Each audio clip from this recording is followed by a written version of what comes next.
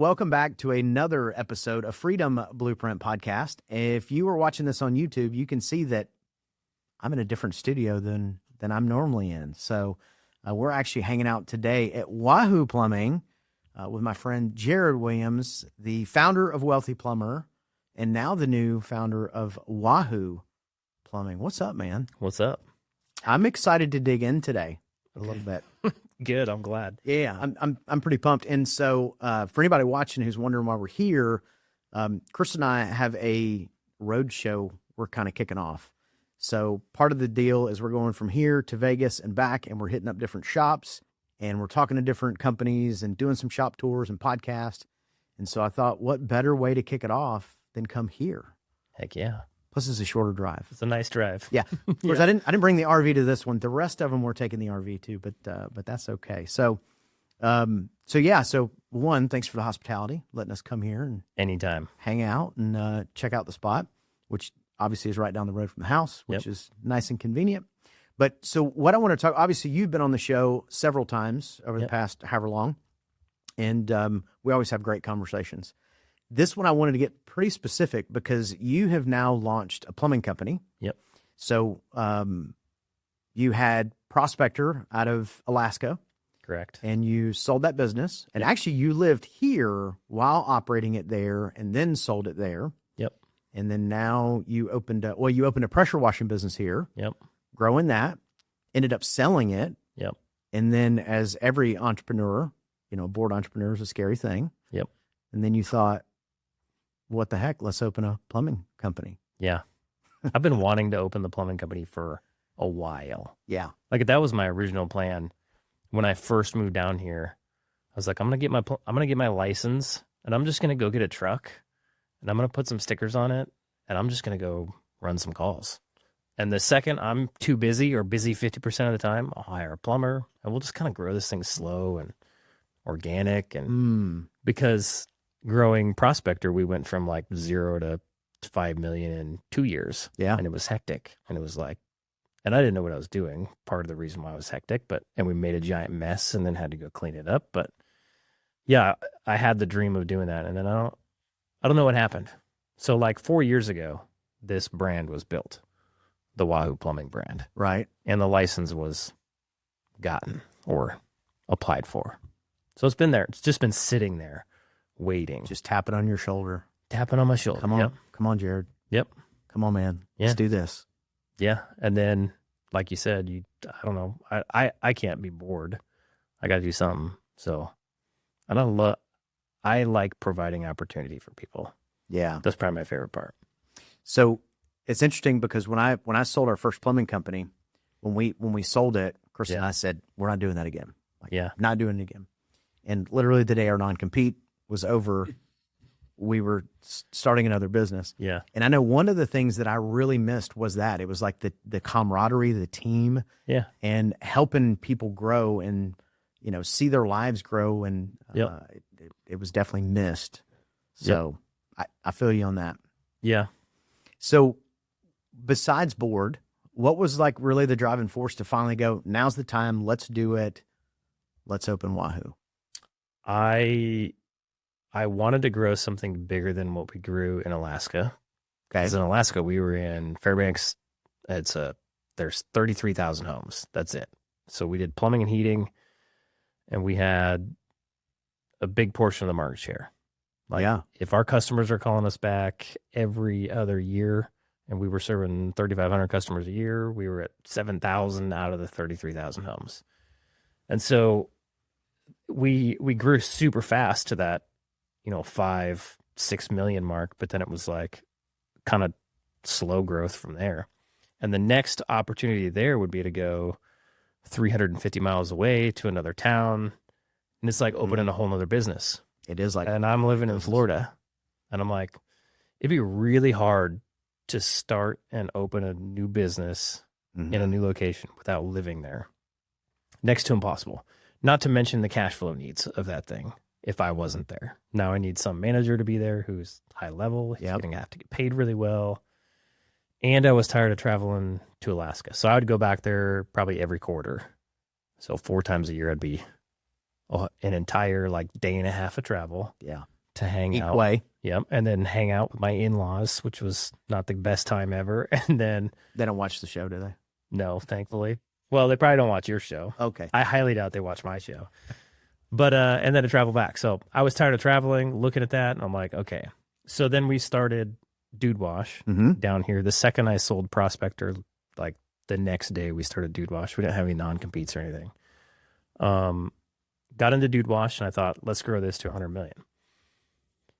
Getting into Dude Wash, I had the realization of like, there's not enough demand for this service to be able to build a big enough location to hire a manager and still cash flow the location. And so we would have needed, I don't know, probably 50 $2 million locations instead of plumbing. I can grow one. I mean, once we tack on HVAC, we can grow, I don't know, 30, 40, 50 million right here. There's a couple in town that are in that zone. And so it was like, okay, well, this vehicle obviously isn't going to get me to where I want to go. So let's move into this vehicle. So that's when we made the decision. You were at my office. I was asking you about it. And you were like, yeah, I'd probably do that. And so we made that decision. That was like November of last year. Found somebody to purchase the Dude Wash business, worked with them to get that sold, started building up Wahoo. So I know for me, one of the cool things when we sold the first plumbing company and started the next one is it was nice to be able to sit back and go, what is some things I'm not going to do this time? Like, what are my non-negotiables? What do I want to be different? Yep. For us, we were in the same location. So for us, we got to go, who do we want on the bus again? I know that's not as much of an opportunity for you. Right. But what are some things that you've learned from 1.0 that in 2.0 you're going to make sure to apply? I think for us, the biggest one is just the core values and the people. Yeah. Like the realization over the last, I started Prospector it was like 4 or 5 years ago. I don't remember. And then, so Prospector, we've had the Wealthy Plumber, we've had a social media business, we've had Dude Wash. And in all of those businesses, if I got the right person in the right seat, it was night and day. Like the business made more money. My SOPs didn't need to be as detailed. It was easier to manage, the whole 9 yards. Yeah.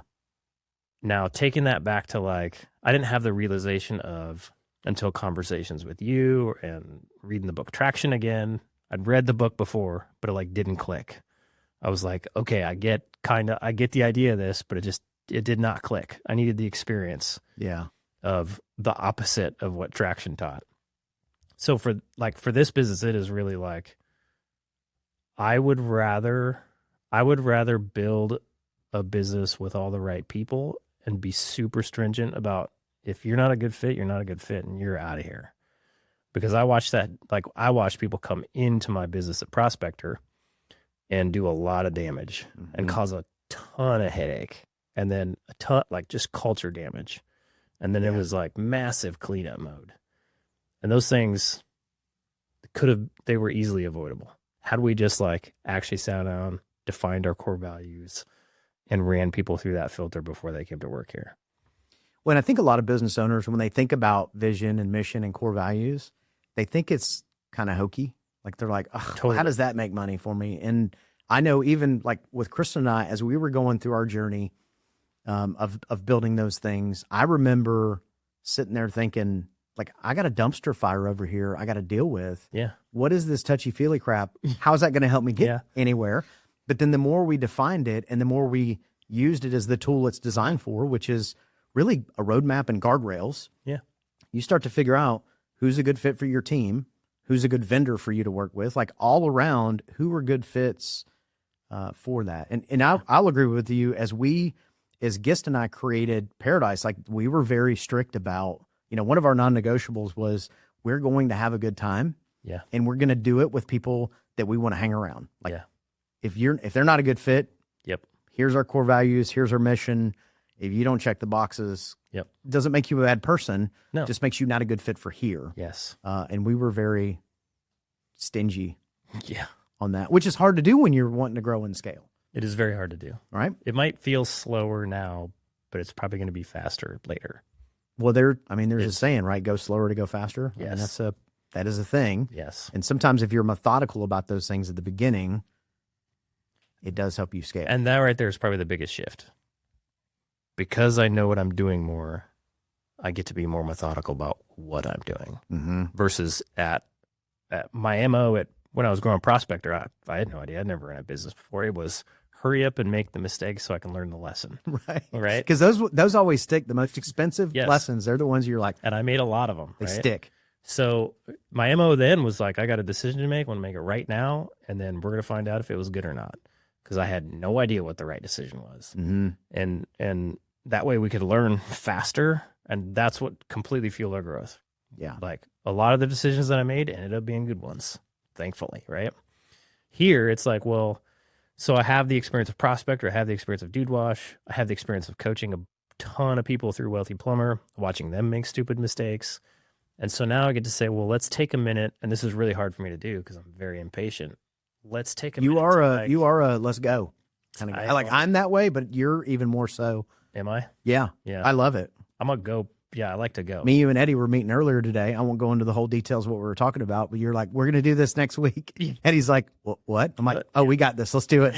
He's thinking, wait a second, we got to do that. We got to set up all these steps. And Yeah. we don't have time for this. I'm like, no, we'll find time. We'll figure it out. Yeah, we always do.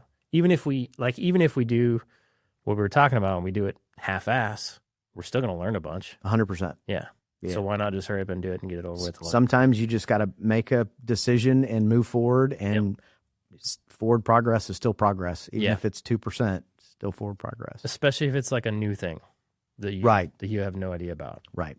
So, and I don't know at what point that kind of mindset's going to shift, because right now we spent the last 3 months, like we launched Wahoo like less than a week ago, actually. Yeah. No, we launched it a little over a week ago. Yeah. It's like been a week and a day, a week and 2 days. So, but we spent 3 months getting to that point versus when I started Prospector and Dude Wash, I spent like a day. And then you're like, let's get the truck. Let's go run calls. Right. Yeah. So that's interesting to be able to think about it that way is that really the truth is now you're being way more strategic than you were the first time because you were tactical. You're like, I got to go make money. I got to make it right now. Right. Where now you're being a little bit more strategic and you're thinking about who do we want on the team? How do we want to grow? Yep. It makes it more fun. It's way more fun. Yeah. This is the first year I ever had a budget. Yeah. And I've always had like a hourly rate calculator, but this is the first year I actually said, January, we're going to do this much revenue, February, and planned out all my revenues and what my expenses are going to be and what my marketing budget's going to be and how many people we were going to have and what that's going to cost and what my EBITDA is going to look like, what my cash position is going to look like. And that's awesome. Well, it's like gamifying the business. So now you have a scorecard. I have a scorecard. And you know what it is you're wanting to do. And now from a downflow, now the rest of your team can know if they're doing a good job or not. Yes. The awesome part about that to me is that when I start this business, I know it's going to take money, right? Mm-hmm. And I get to see, oh, I'm going to fund this business with this amount of money. And I get to predict what my bank account's going to do. And so I get to see it go down. I think for us, if we don't beat our current plan, it goes down for a while. Sure. And just with buying trucks and tools and equipment and all that stuff, hiring new people, they cost you stuff. I get to see it where it's going to go. And I know it's going to go there before it goes there. So when I get to that point, I can look at my budget and I can say, this is all part of the plan. Cool. Next month, we should make profit. Yeah, it's cool. Yeah, that's a lot of fun. It's a lot of fun when you can, and I'm not like a data nerd per se. Yeah. But it is fun digging into it and looking at things like number of jobs you ran and what was my average ticket and how do I tweak that 10% and how do I, it makes it a lot of fun. But you also have to be in that headspace of not in the truck, turning the wrench. Yes. Because, again, for me, owning plumbing companies and HVAC companies, I'm not a tech. I've never been a tech. And that's been kind of a blessing and curse for me except for I can't go out and fix the problem. I have to build something to figure out how to either avoid it in the future or fix the problem that we have right now. Yeah. So yeah, that's pretty cool. So here's a question I have for you. So one of the challenges most businesses have when they get started Yep. is customers Yeah. and calls. Yep. And so obviously you have a lot of experience with social media and all that kind of good stuff. Yep. So as you hard. guys launched, how's that gone? Better than expected. Yeah. I would say that's kind of our superpower. Yeah. But I honestly believe it could be anybody's superpower nowadays, because we literally made all our ads on my phone with a $99 Amazon mic. But everybody doesn't have a phone. Everybody's got a phone.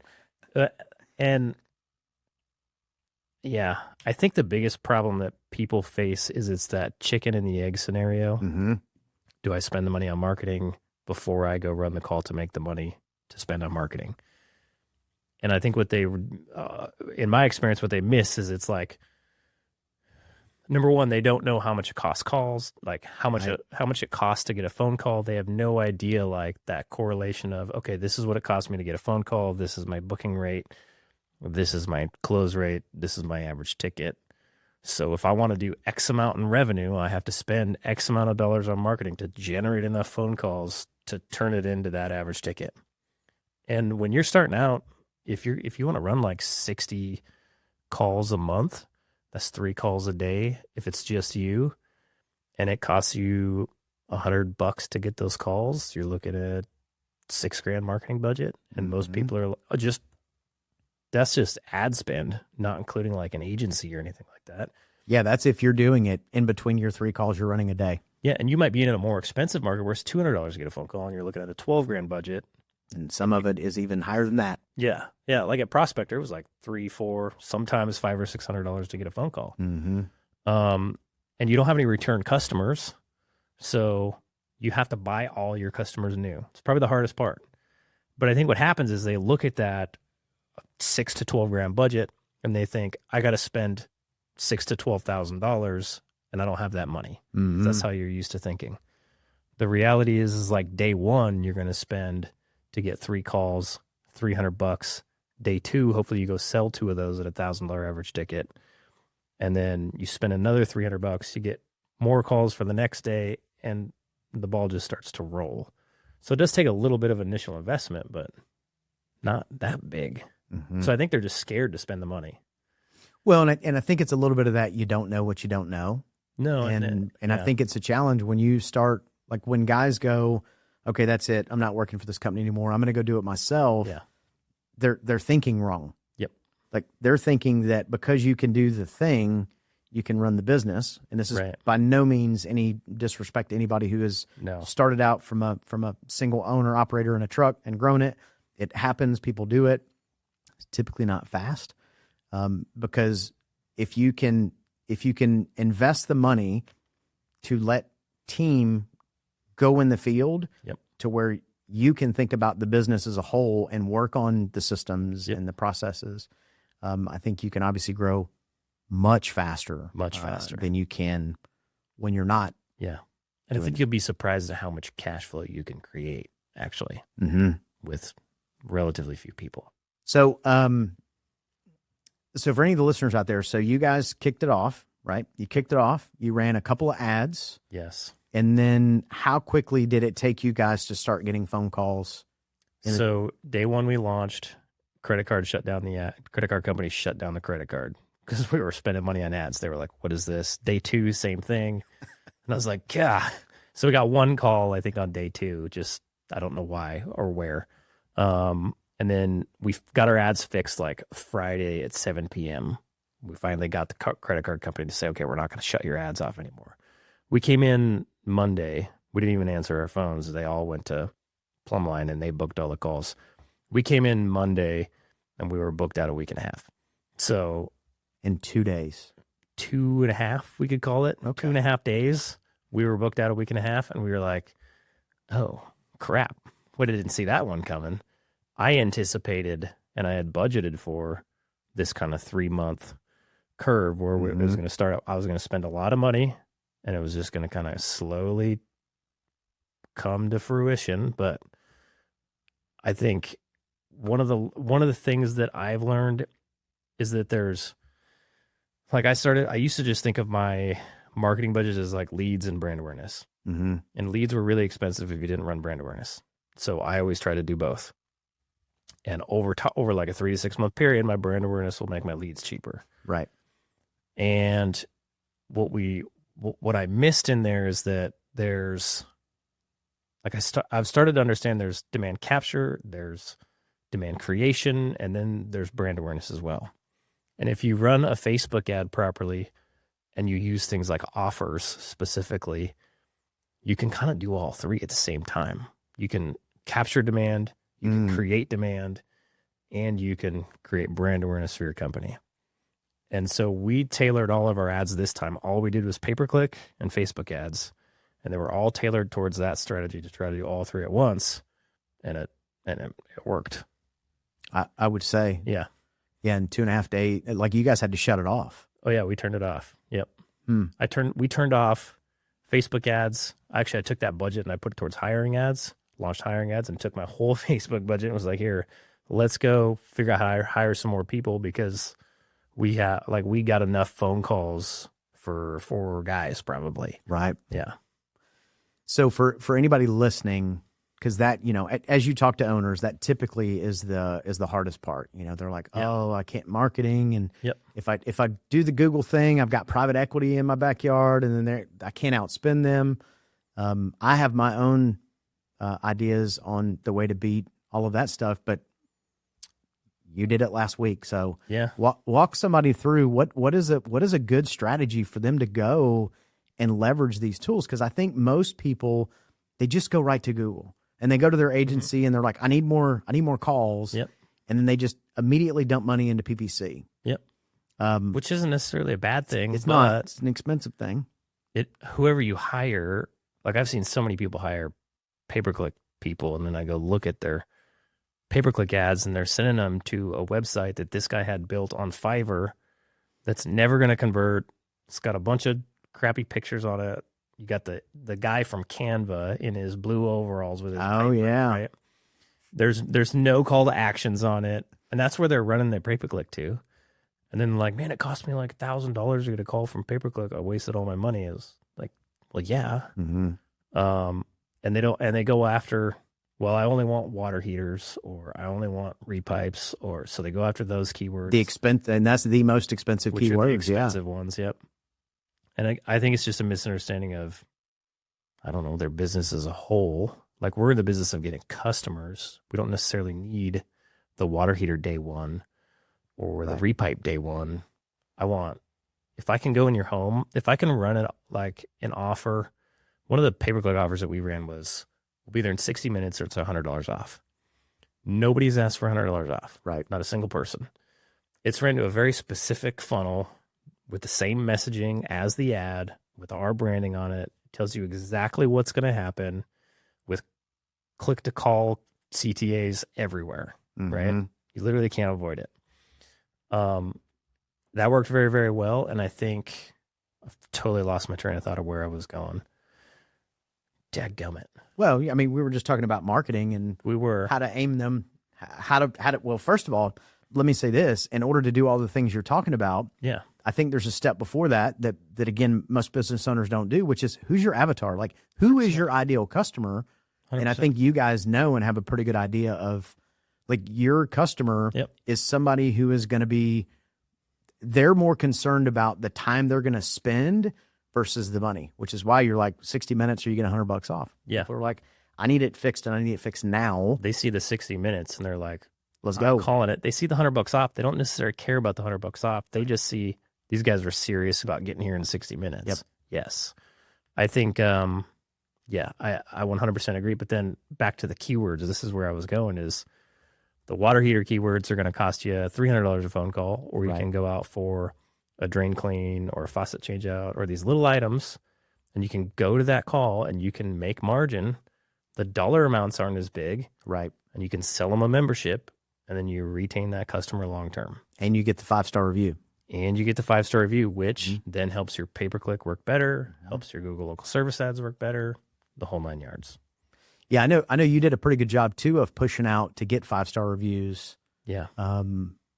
Which is, I think a lot of businesses miss the opportunity to Totally. like get that out there. Let your 5 stars, let that help, because it does lower the risk for Google, because Google wants to make sure that they're putting people out in front of people that are going to take care of them. Yep. So that's actually a pretty good strat. And that took you what? You made a post, maybe 2?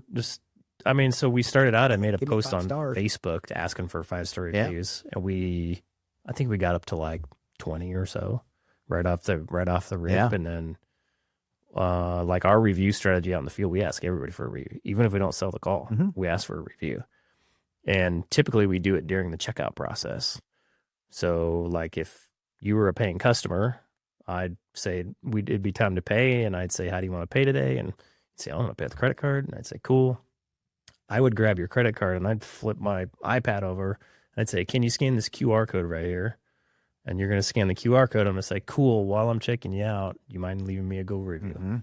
And we just sit there until it looks like they're done leaving that review. You're like, oh, yeah, busy work over here. So busy. Yep, On super busy. Yeah. Here's your card back. Sign here for your invoice. Done.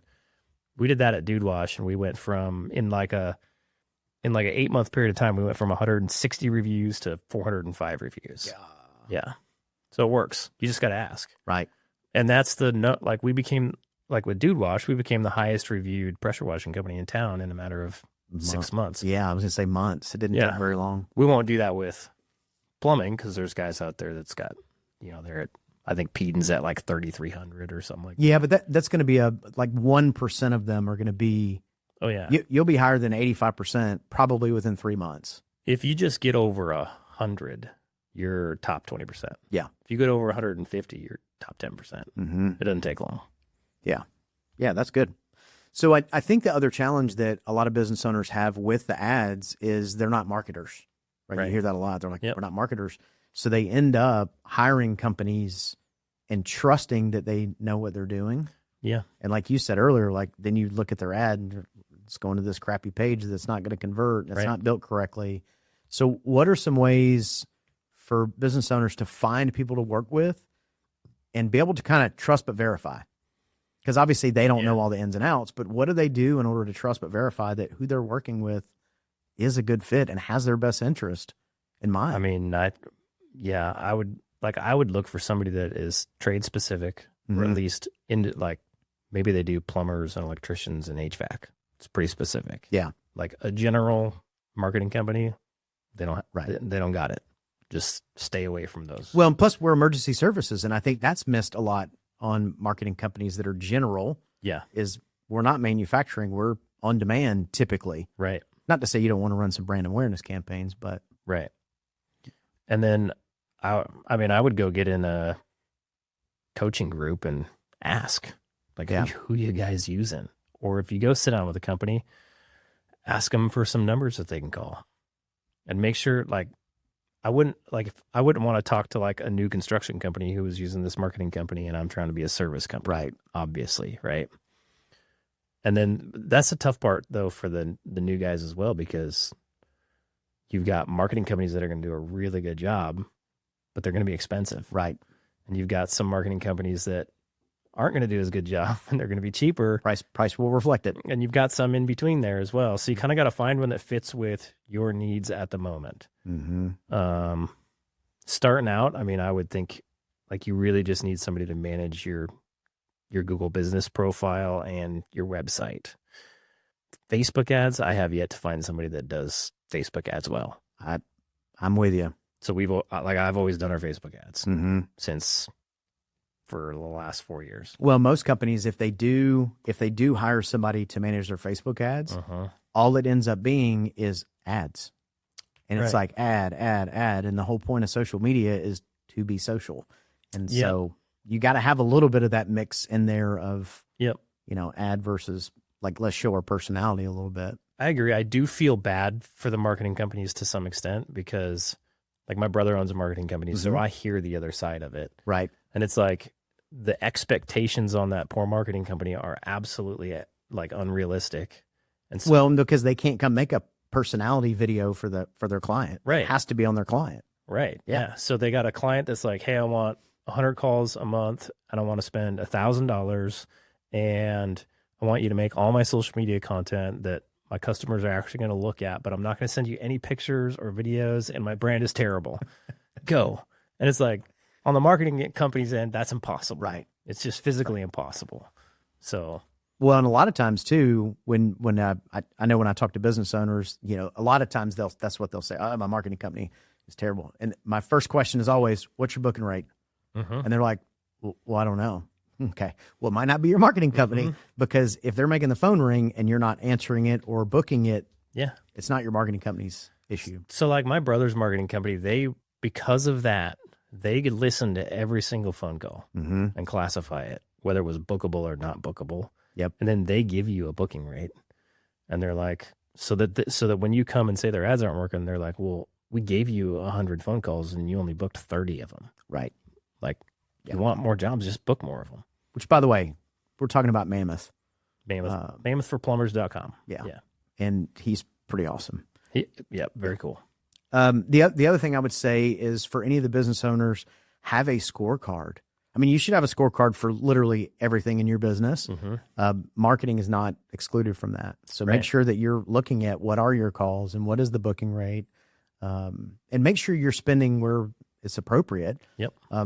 We were talking earlier today a little bit about the third parties, the third parties that always promise you, oh man, we're gonna make your phone ring and da-da-da-da. So you have those, Home Advisor, Angie's List.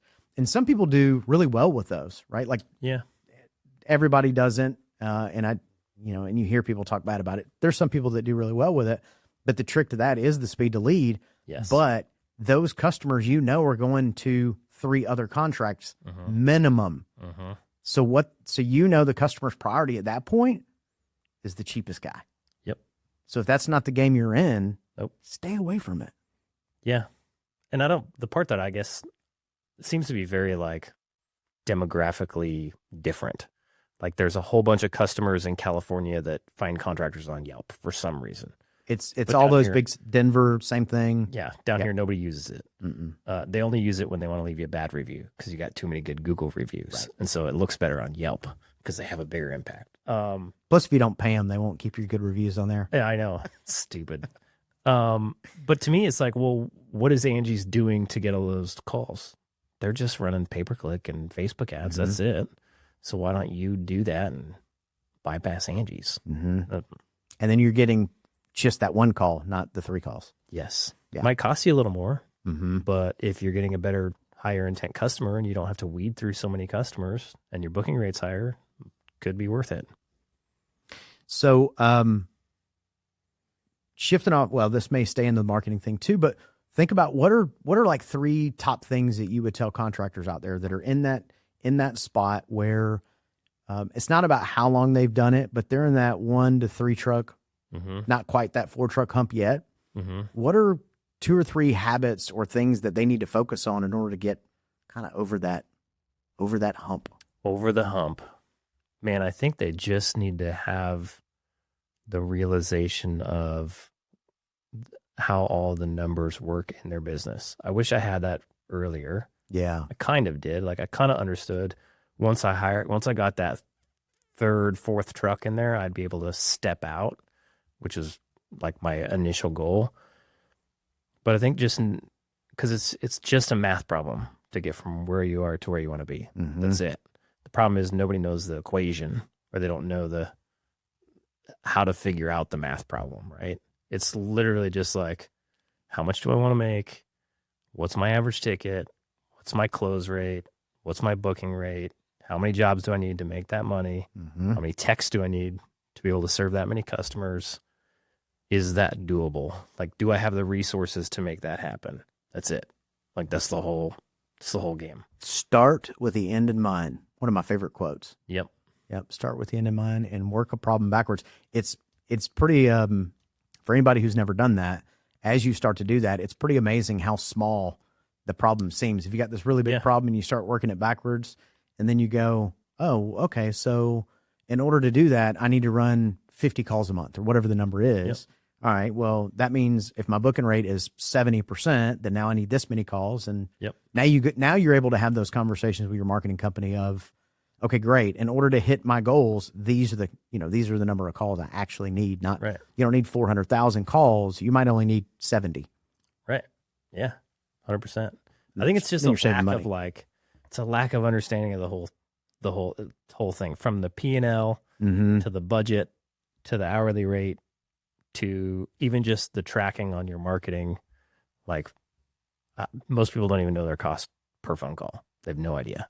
And that's pretty important. And it's getting harder and harder to track, to be honest with you, unfortunately. By design. Probably. Yeah. Yeah. And there's some of it that, like, if you run a Facebook ad and then they Google your name and then click on your pay-per-click ad, did they come from pay-per-click or did they come from Facebook? That stuff gets hard to track. So what about, ChatGPT has made an announcement. They're about to start doing ads, paid ads.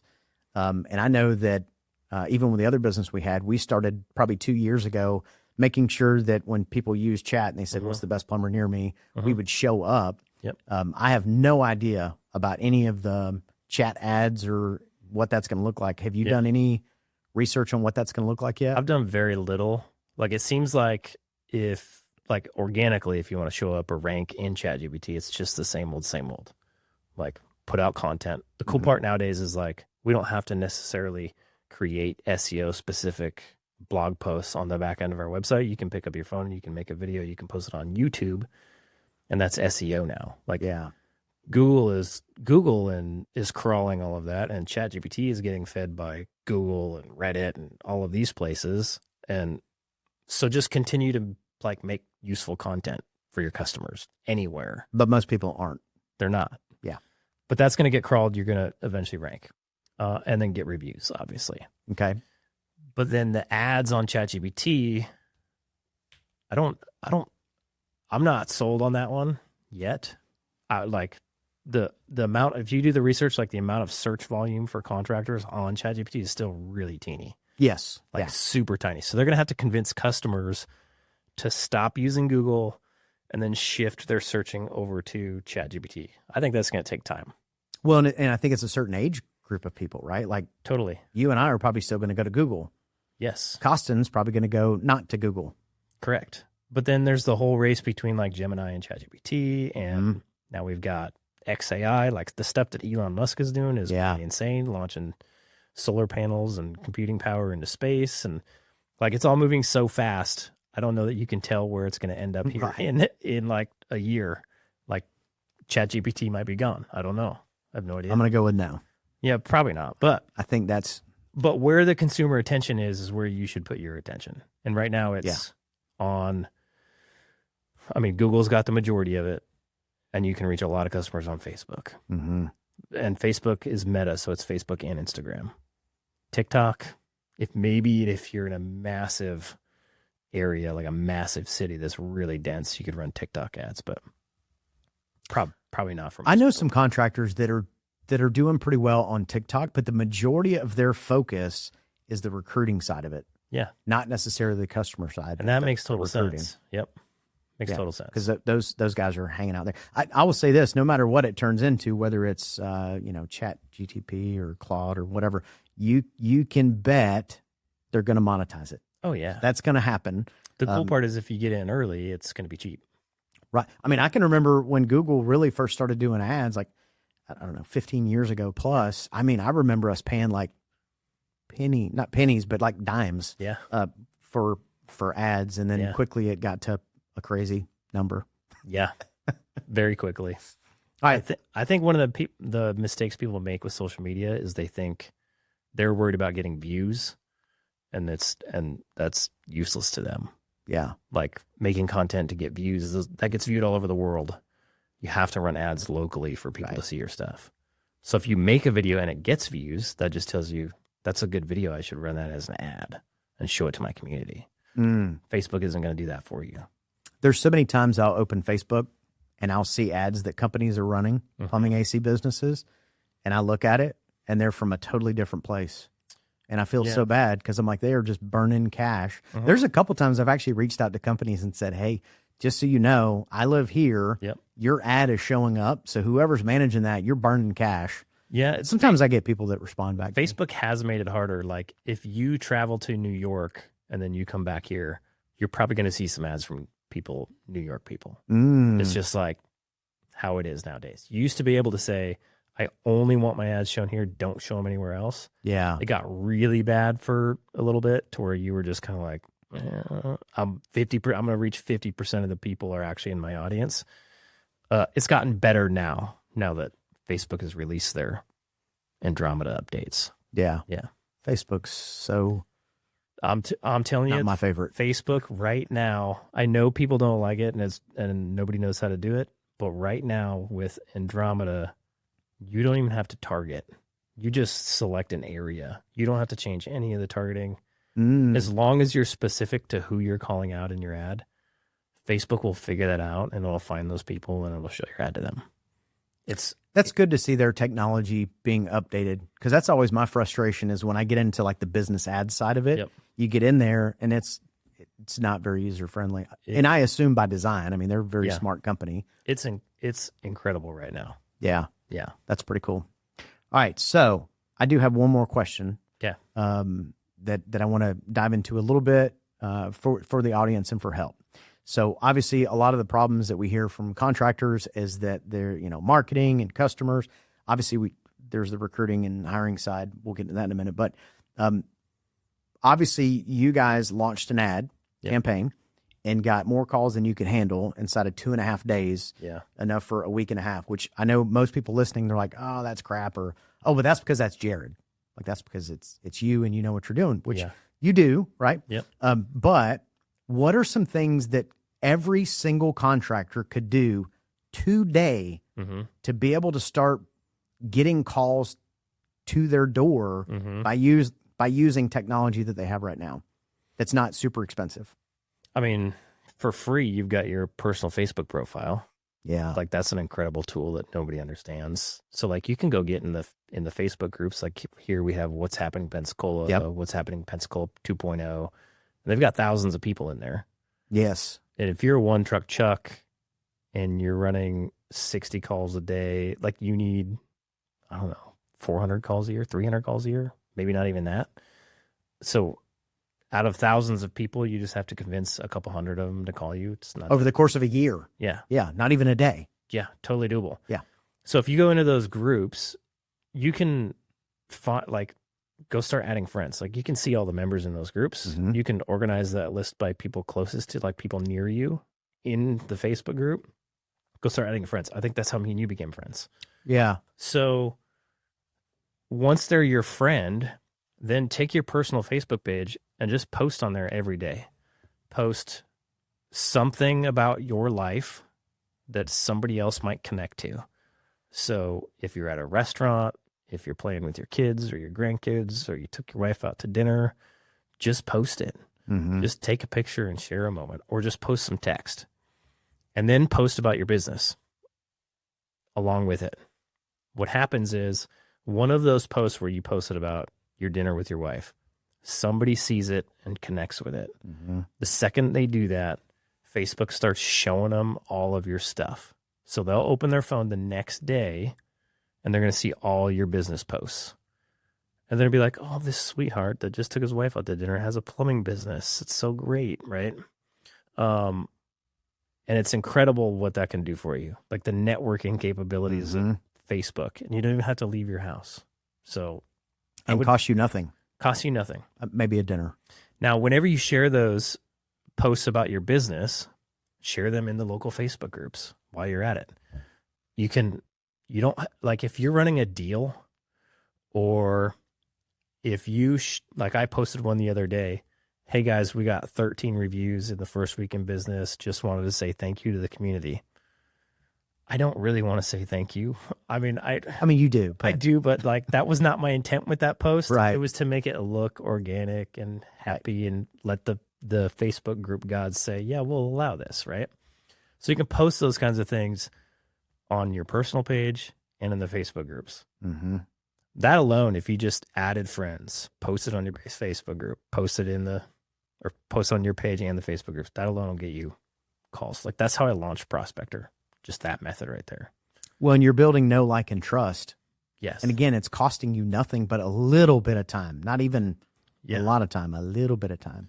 And for people who have been in the community for a long time, that'll work even better. Mm-hmm. Like if you've already got contacts, people already know who you are, you kind of already know as a plumber in your town, that'll work so much faster. You know, that's a good point. That's a good point because you're new here. Yeah. And so you're starting all this from not very many people here Right. that you know. So anybody who's been in business in a community for a little bit follows that exact same strategy. Huge results can happen. Huge. Just by leveraging that. All right. So I got one more for you. We talk a lot about videos and that a lot of people aren't taking advantage of that. Yeah. So what is like one or two videos that somebody could make today to be able to do the same kind of get comfortable with it and start to use that to continue their know, like, and trust with their audience? Yeah, I mean, it depends on, like, if they're making the video for an ad or for their Facebook page. If it's like a know, like, and trust for your Facebook page, then you can make a video about any offer you're running. And then you can make, like I said, like a thank you, we got 13 reviews. If you're at a job, you could pick up your phone and be like, I'm over here in this neighborhood. This is what I'm doing for this customer. It's going to be awesome. Thank you, whatever, community, for giving us the opportunity. Done. You could pick up your phone and just talk about a service. You don't have to give them all the details. Right. But like you could pick up your phone and be like, so I get this question a lot. What kind of pipe material is best for water lines? Here's my opinion and why. Done. I get this question a lot. What's the best kind of water heater to put in your house? Here's my thoughts on that. Garbage disposal. Hey, my garbage disposal isn't working, because you don't want those calls. Not really, no. But so like, yeah, and like educational videos too. That's what we used to do for all of our social media clients. I would make the educational video and then we'd post it on all of their social medias. Like just take your phone. You could have the back camera going and like start at the toilet and have your hand in the film and go like, okay, guys, today we're going to talk about what typically goes on in the toilet. This here is the flapper. This is this. Simple. And then like download a captions app. They have one called Captions or CapCut. Or whatever. Yeah. You can edit your video. You can put captions on it. Or if you connect your Instagram and your Facebook together, you can just upload it into Instagram. It'll auto caption it for you and it'll cross post it over to Facebook. Pretty simple. That's what I would do. I mean, okay. So that's gold between those two for anybody who's out there that's, you know, in this rut where they want more calls and marketing's a challenge. Again, have a scorecard, know what it is that you're expecting. Yep. And then get social. Get social. So like what I would do is if I've made those videos and posted them like on my Facebook page and Instagram page, that is a place to build trust and a place to maybe put an offer in front of somebody to convince them to call me. Right. Right. If I post a video on social media and normally I get 25 views and I get one that gets 1,000 views, just go run that as an ad. Because people liked your video. Well, and you already have proof of concept. It's done. Yep. Yeah. And all you got to do is look at it. Yeah. And then if you've got any offers going, literally just pick up your phone and go, hey guys, Jered here with Wahoo. Like this was my video that got us a ton of calls. It was like, hey guys, Jered here with Wahoo Plumbing. We are doing this offer for the next this many days. If that sounds cool to you, give us a call. Right. Click the button down below. It's that easy. And then boom. Yes. The phone rang. That easy. And then go run a Facebook ad. All right. Good info. All right. So one last thing I want to talk about is we have something really cool happening in September. We do. So let's tell the audience about what we got going on. We got the Home Service Hoorah coming up. I'm super excited, actually. I'm pumped, man. Yeah. I am pumped. Really cool. And it's going to be Pensacola Beach, Florida. Yep. And this will be the second year. Yep. And we're doing a little bit different because last year we both ran independent events. And then this year we thought, what are we doing? Like, it's a lot of work. Let's combine forces and let's make this one just badass event. Yes. And that's what we're doing. And it's going to still be pretty intimate. It's not going to be one of these huge, giant conferences. It's going to be pretty tight. And just like the last event, this one, people are going to have takeaways. Like they're going to be able to leave their business and take the stuff that we're talking about and implement. What's funny about that is the first event that we threw was last year, and the reason we called it the Hoorah is because that's how I feel about most events. You go to them and you're like, Hoorah, and then you go home and you're like, oh, that was cool, but I didn't. What do I do out? Yeah. And I was like, man, we should throw an event that actually like gives people some decent information, some meat, yeah, some things to take back to their business and implement. 100%. Yeah, it's not just a giant, 10,000 people in a room or a big pitch. I think that's the other challenge too. Is there tends to be a big pitch, and none of that at the Home Service Hoorah. That's not the plan. It is to give and to share. And we've got some of our friends that are successful and have exited and have grown and scaled these businesses that we've invited in to come and just, we're all open books. Yeah. But you got to show up and you got to ask the questions. What's cool about the intimate events is that the speakers and the business owners who've done the thing are sitting at the table with you. They're right there. It's awesome. Yeah. Yeah. Yeah. So you could go, hey, I got this problem. What Yeah.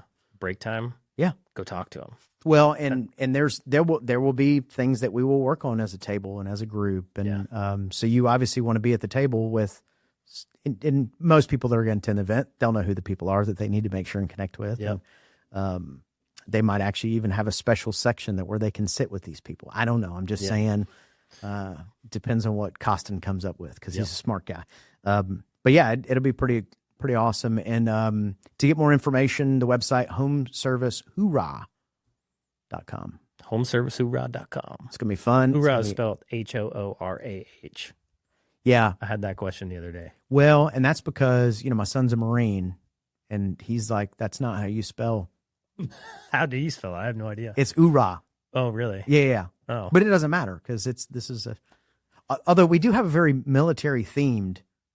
So a lot of this is going to be about really team and high performers and how to recruit and how to retain. And we've got some pretty special guests. Yeah. Like the ground CEO from the Blue Angels is going to be there. That's going to be, that guy is so legit. That's impressive too, because those guys take new pilots every year, don't they? Every year, and leadership swaps every 2 years. So what John is going to talk to us about is about how they can do that and still have such high performers. Yeah. That's crazy. Yeah. That's cool. I've got my pencil is going to be sharp. I'm going to be front row, like I'm taking notes. I'm pretty excited. So yeah. Well, very cool, man. Appreciate the hospitality, letting us come and record here in your amazing studio, and more to come. But check out homeservicehoorah.com and get registered. Last year, both events sold out really quick.